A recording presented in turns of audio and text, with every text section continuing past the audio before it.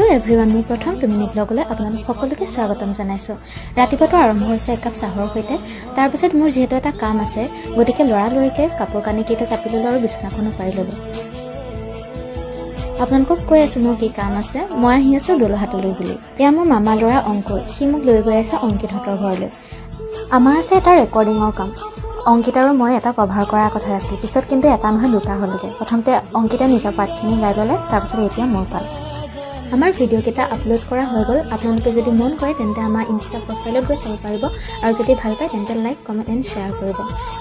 সকলোবিলাক কাম হৈ যোৱাৰ পিছত অংকুৰে পুনৰ আহি মোক দোলহাট তিনিআলিত নমাই থৈ গ'লে। কিবা এটা পাৰ্থক্য ধৰিব পাৰিছেনে? দোকানবিলাক ভাঙি পেলোৱা হৈছে, ৰাস্তাটো হেনো বহল হ'ব। শেষত যেনিবা ৰৈ ময়ো কোনোমতে গাড়ী এখন পালোঁ আৰু ঘৰলৈ বুলি উভতিলোঁ। যিহেতু মোৰ বহুত বেছি ভাগৰো লাগিছিল আৰু ভোকো লাগিছিল, গতিকে মই ভাবিলোঁ যে ৰুবুল দা দোকানতে সোমাই কিবা এটা খাই লওঁ। আজিলৈ আৰু বিশেষ নাই। সকলো ভালে থাকক, হাঁহি থাকক।